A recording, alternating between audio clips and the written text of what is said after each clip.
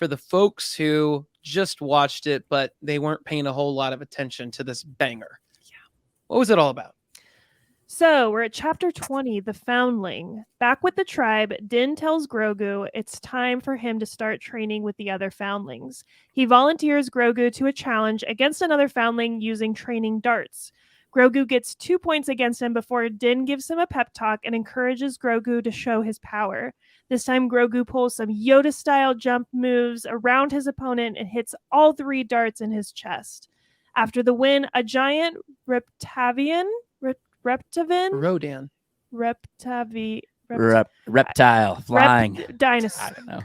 Dragon Dinosaur. sweeps in and takes one of the foundlings. Mando, Paz, and Bo try to chase the dragon down, but need to regroup to take a covert approach. While the group leaves little Grogu behind, the armorer begins to build a new piece of armor for Grogu. While she is hammering the piece into shape, Grogu has a flashback to the traumatic experience of Order 66 and the Jedi who saved his life, Kelleran Beq. Yeah. Should we just talk about that right away? Out the gate. Let's. Yes. There was a whole part 2 to that episode, but like we're not. we'll get to it. It was right when you see his face. Frickin' A. That was okay. So I gotta admit, Jake and I were both watching, and when his face showed up, I could tell like I was supposed to have a reaction to it. I was like. I know. And then it wasn't until after the credits rolled and I saw his name, I was like, oh my gosh, now I'm putting it all together.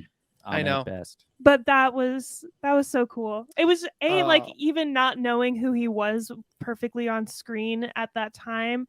What a commanding presence. It was so he cool. had. Yeah. Yes. Oh my goodness. I actually got it spoiled for me, you guys. Oh. No. I know. Which it wasn't, I didn't get any story spoiled, but somebody started off with like a Ahmed Best went from this, and it showed Jar Jar to this, and it just showed him like as the doors open. So I knew he was in the Order 66 scene and, you know, kind of guessed, but we watched it and I'm so happy. Wasn't it heartwarming? Him the guy. Yes. Oh, it's so good to see him in the shiny Nubian ship. Yeah. We've had our affinity for that ship before on this show. Even that was traumatic because I was like, oh my gosh, Padme told them to wait and help get people off, and they're dying for her, and like no one's here to save them. It could have been, yes. I immediately that is associated crazy. that. Yeah, that could have been it. Because that makes sense. There was a Naboo, all these like folks from Naboo. Why else? Unless she kind of had some foresight. Hey, who knows? Maybe even Jar Jar had told them, "Hey, we need a to theory. help evacuate some of these."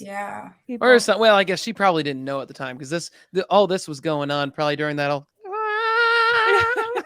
She was crying. You're breaking my heart. So maybe she didn't know quite yet, but it was still so awesome. He's wielding dual lightsabers, and I'll be honest, I did not know, or I did not realize we had the kids game show, the Jedi Temple Challenge. Me either. Quest. But it was because I was just looking up. I was like, all right, what do we all know about Kelleran Beq? Yeah. Wikipedia. Then I was reading Wikipedia, and I was like, no freaking way. The game show. I go to the game show. I watched the first episode. I'm like, they freaking canonized this guy. And it was That's amazing. It's just so awesome that they pulled from that game show like 3 years ago and canonizing him. And another fun thing when I was in this rabbit hole of Wikipedia, Kelleran Beq is related to, it was Ahmed Beq from Attack of the Clones. From Attack of the Clones, another side character that Ahmed Best played in live action. He's just a background character when they're like in the bar hunting down Zam Whistle. Wow. It might be brothers. Twin He's got brothers. a Jedi. Yeah. But it's stuff like that just makes it fun to be a Star Wars fan, you know? When you partake in that journey.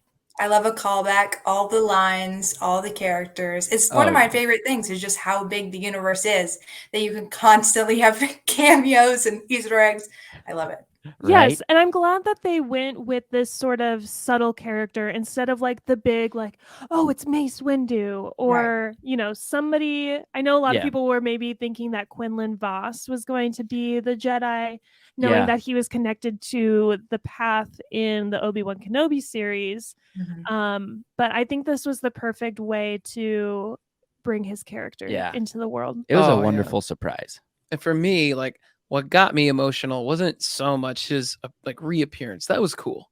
But, like anyone that knows me, like, yeah, my career is a little part of my life and put a lot of time into some of the stuff I do. And knowing this guy put together a pretty decent performance. In fact, I'd say it was a good performance as a voice actor. There's nothing wrong with him as Jar Jar. But he goes out to say how it ruined his career and all of these things. It's just the amount of hate that this man got for darn near 20 years. And now he comes back. And when he does, the people around the world just crying. Not so much because he's back, but just they're like, yes, he's been done. They're crying for him. And that love that he got, it made me just so happy to see that, wow, they just had to grow up. Yeah, me too. Jar Jar's been redeemed. They just had to get smartphones themselves. Yes.